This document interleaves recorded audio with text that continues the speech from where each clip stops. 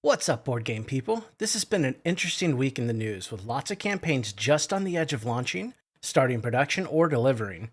We're going to run through as much news as we can. Remember that if you want more details, there are updates and articles linked in the video description for you. I don't get any money from companies for making my videos. I make them to help us all stay up to date on the latest in our bustling hobby. If I get something wrong or we disagree about something, please let me know in the comments. First up, let's take a look at the campaigns live on crowdfunding right now. First, over on Gamefound, RObomon has a little over a week left, and the offering keeps getting sweeter and sweeter with the stretch goals being unlocked and adding new RObomon, new locations, and some new starter gear. Next up are reusable player sheets. Over on Kickstarter, things are getting busy as can be. Nanolith is heading towards its final week of funding and doing quite well for itself. This is easily one of the best values on offer right now, and the stretch goals are making it even better with new comics to help tell the story, new locations, upgraded components, and more. Sea of Legends, Vengeance of the Empires has just under 2 weeks remaining, with the results of the 5th faction vote just in. Captain Winters and Valrida, better known as Ahab and the White Whale, have taken the prize. To this project, stretch goals have added new crew and ship cards, a new lover or Nemesis, some new minis, and tokens. Ivion Season 2 Winter's Bite is rolling across the finish line with only a few days remaining. They surprised everybody by deciding to add stretch goals halfway through the campaign. We've unlocked acrylic tokens for Season 2, a linen finish for the rulebook, and a trait pack upgrade with another on the way. If you're into tactical battlers, check them out.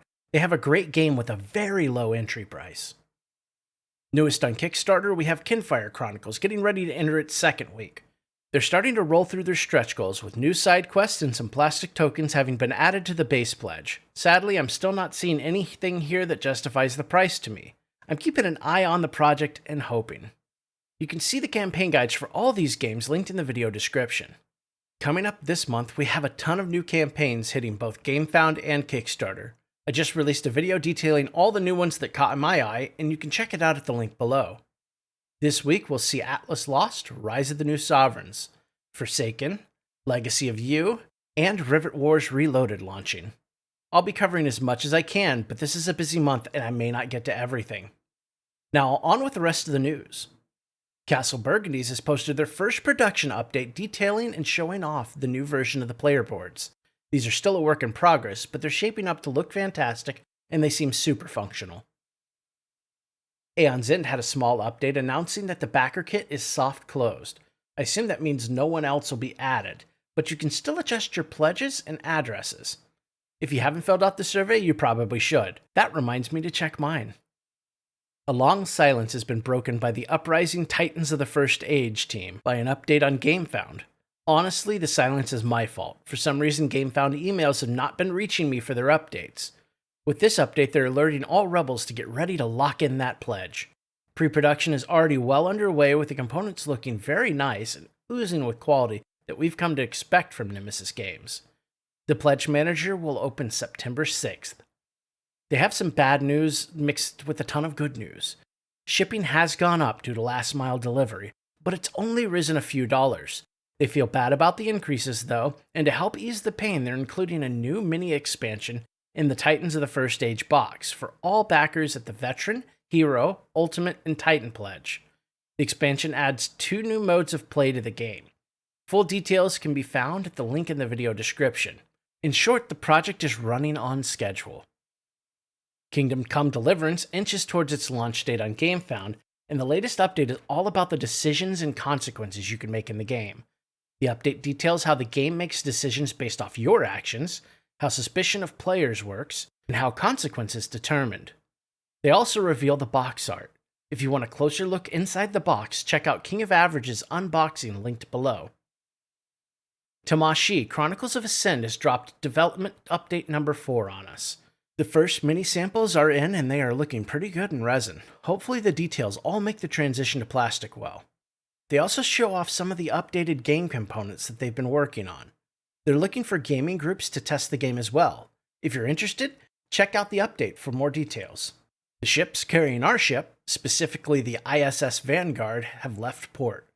The ship for the EU is expected on the 9th, the US on the 20th, the UK around the 20th, Australia on the 7th, and Canada's ship has already landed. VFI containers are being loaded now. Bizarre Death Crucible, seeking volunteers, willing to sign broad, all-encompassing waiver. Ever want to starve to death on a planet that wants nothing more than to suck your brains through your nostrils? Well, here's your chance! Unsettled is seeking playtesters for planet testing. They've added a 4XL size of the Luna t-shirt to the PM, and right now they have no set date for closing of the Pledge Manager. It'll be open for months yet. They leave us with a tease of some new arts from the upcoming content. It's last call for Chronicles of Drunagor PM Wave 1. Now's your last chance to pay shipping and have your items shipped with the Wave 1 shipping. The Foreteller app code has already been sent to backers' emails, and I must say the Foreteller narration has come a long way since Gloomhaven. I didn't listen long, but what I did hear perfectly set the scene and atmosphere for the adventure in Drunagor. The logistics table has been updated with many of the ships having docked and packages are heading to shipping hubs. League of Dungeoneers is getting closer to ready for production. The production sample has finally arrived, and Michael is sharing a few pictures of the punch boards and components ahead of his unboxing video that's coming soon. Elder Scrolls V Skyrim the Adventure game is now at port and being loaded into containers for its long voyage across the waters. They've posted an unboxing video and playthrough of Chapter 1 on their Facebook page if you're interested. You can check it out now, linked in the update. You can still get the game at Gamefound prices for a little over 2 weeks if you missed out. Backerkit surveys are going out now to backers of the Legendary Kingdoms Pirates of the Splintered Isle backers. If you back these books, be sure and check your email. I've been having a blast playing and reading through the first book, and I know I'll be jumping into the second book once I'm ready.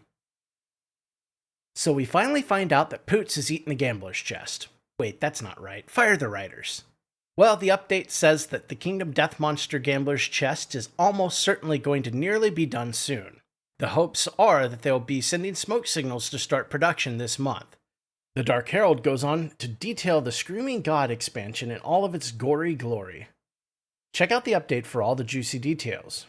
They have also opened up pre-orders for the original expansions on their homepage. If you're missing something, now is the time. The core game has a huge discount as well, and the Giga Lion is being offered for pre-order. Personally, I was ecstatic to finally be able to get a copy. Dungeons of Doria, hot off the funding trail, is back with their first post-campaign update. There are a few outstanding card payments that need to be looked at. Check your email if your payment hasn't gone through yet. Victor has ordered the main cover image for the box, and hopefully we'll be getting some previews in the next few weeks. Artwork that needs to be added will start being produced shortly, and the Pledge Manager will be coming, likely on Gamefound, only when they have a better idea of the box size and weight to correctly calculate shipping. The wind rises, and with it comes news that the production of ATO is on schedule and shipping should begin around the 3rd of October. I want this game in my hands so badly it's hard to believe that it will be a reality very soon. Gamefound activity has been frozen until shipping is complete. If you need an address change, that'll have to be handled by the fulfillment partner. We got a sneak peek and a video of some of the components rolling off the production floor. And finally, a full update on the Onwards Odyssey pack, detailing how the expansion will play out between Odysseys. There's an ATO app on the way as well. In a bit of a surprise, an application has been developed to use as reference and to help with some of the bookkeeping for your campaign. The application looks like it has an intuitive and sleek user interface. The app is not required for play, but very welcome indeed.